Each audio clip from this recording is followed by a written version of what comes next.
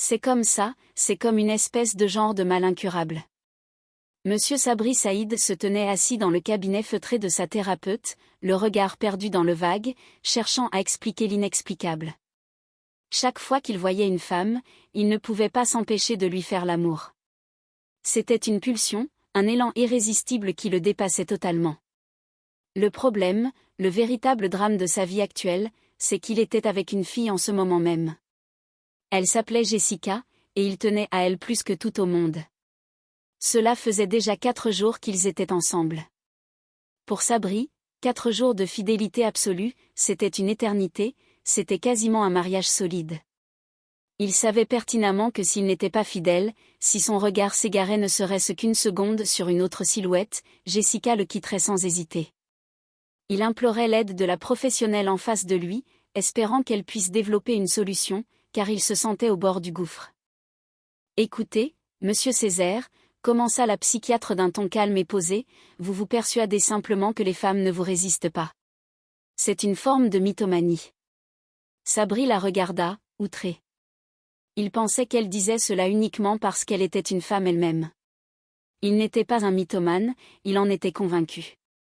Il les faisait toutes craquer, c'était un fait établi, une vérité universelle. C'était ce qu'il appelait un fiat. Il alla même jusqu'à essayer de détendre l'atmosphère avec une plaisanterie douteuse sur son anatomie, mais la thérapeute resta de marbre. Elle lui conseilla, dans un premier temps, d'essayer de considérer les femmes non plus comme des objets de désir, mais plutôt comme des êtres humains à part entière. Sabri soupira, trouvant que les femmes avaient pris le chou grave depuis mai 58. Néanmoins, s'il voulait garder Jessica, il devait changer. La psychiatre lui suggéra d'avoir des petites attentions pour elle. Des attentions, répéta Sabri, comme par exemple crier « Attention derrière toi, un camion ». Non, soupira TL, plutôt lui écrire des poèmes, être romantique, lui offrir des fleurs. Sabri se demanda où il pourrait bien trouver des fleurs, mais il retint surtout le conseil le plus difficile, éviter de coucher avec d'autres filles. C'était son nouveau mantra. Il se le répéta en boucle, comme une prière pour ne pas succomber.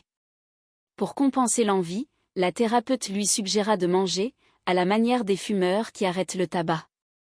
La séance se termina, et au moment de régler les 50 €, Sabri, fidèle à lui-même, tenta une approche en affirmant que puisque la thérapeute avait pris du plaisir à l'écouter, c'était cadeau. Pendant ce temps, dans l'appartement de Sabri, l'ambiance était studieuse d'une manière assez particulière. Jamel et Sabri s'entraînaient pour l'émission Qui veut gagner des euros. Cela faisait 6 heures qu'ils jouaient, et la fatigue commençait à se faire sentir. Jamel posa la question orange, où se trouve le Mont Blanc?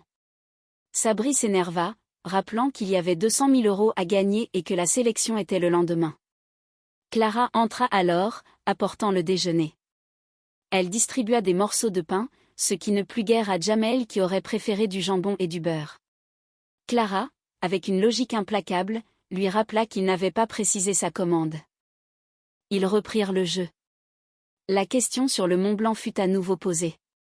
Sabri, avec un air de supériorité, affirma que si le Mont Blanc était en Allemagne, on aurait dit Eschlebedicht der Mont Blanc. Clara, de son côté, s'étonna de découvrir que Victor Hugo était un écrivain et non un simple livre. Sabri annonça qu'il allait chercher l'intérieur de son sandwich, tout en rappelant le rendez-vous crucial du lendemain pour la sélection de l'émission. Clara voulait venir, mais Sabri refusa catégoriquement, affirmant qu'il possédait une intelligence supérieure à la moyenne, capable de répondre à des questions de haut niveau, comme la mesure de l'Everest qu'il estima à 5. Pour tester cette intelligence, Jamel posa la question jaune sur l'histoire, qui a découvert la banane.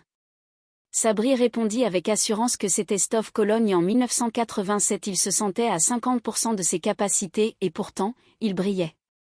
Il pensait aussi à ses petites attentions pour Jessica. Il lui tira la chaise pour qu'elle s'assoie, puis lui offrit un cadeau étrange, le classement des filles avec qui il avait été. « Tu es la 1000e, lui dit-il fièrement. En réalité, elle était la 1317e, mais il avait arrondi pour faire plus romantique. Le jour de la sélection arriva enfin. Sabri cherchait la caméra partout, bien que l'examinateur lui répétait qu'il n'y en avait pas pour cette étape. Clara fut interrogée sur Louis XIII et sa succession.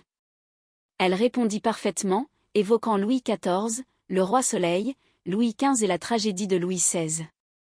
Jamel, lui, dut expliquer ce qui était arrivé au Titanic.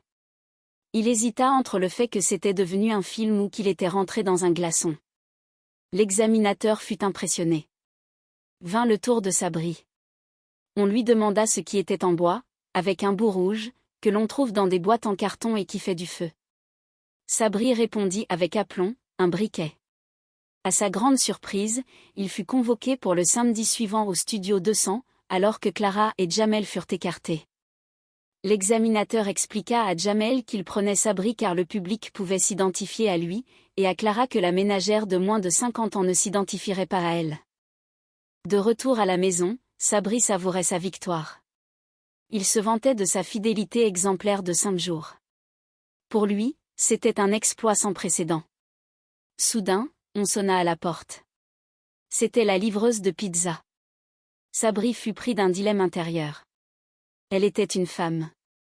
Pour ne pas craquer, pour sauver son couple, il se jeta sur la pizza et la mangea entièrement avant même de payer les 21,50 €. Jessica, en voyant la pizza vide, fut perplexe, mais Sabri lui assura qu'il avait agi pour leur survie commune. Sabri continuait de s'entraîner avec l'aide de Jamel, qui lui avait apporté un petit rongeur pour stimuler sa mémoire. Il prétendait que c'était un spermatozoïde de Doberman avec des poils.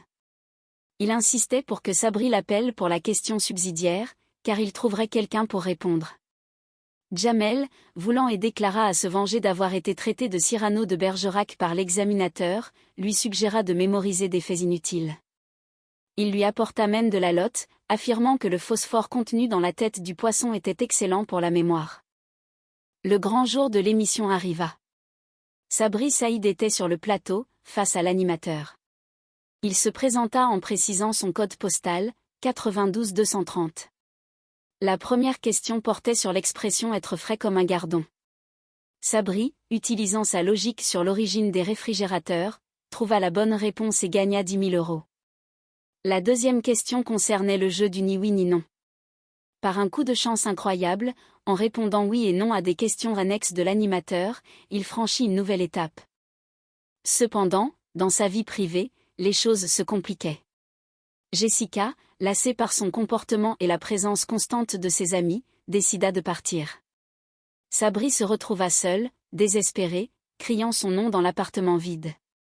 Mais le jeu continuait. Il arriva à la question subsidiaire. L'animateur lui offrit le choix, partir avec 100 000 € ou tenter le double. Sabri, ambitieux, choisit de continuer pour viser les 120 000 €, ou plutôt les 200 000 selon les versions. Il décida d'utiliser son joker et d'appeler Jamel. Au téléphone, Jamel décrocha. Sabri hurlait sa question, « Qu'est-ce qu'un xérus ?» Mais Jamel, fidèle à ses propres consignes, ne répondit pas. Il demandait à Sabri s'il l'entendait bien, parlait de passer le bonjour à sa maman, mais ne donnait aucune définition.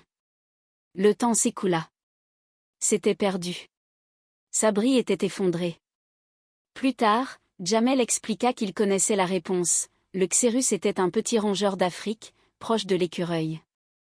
Sabri, furieux, lui demanda pourquoi il n'avait rien dit.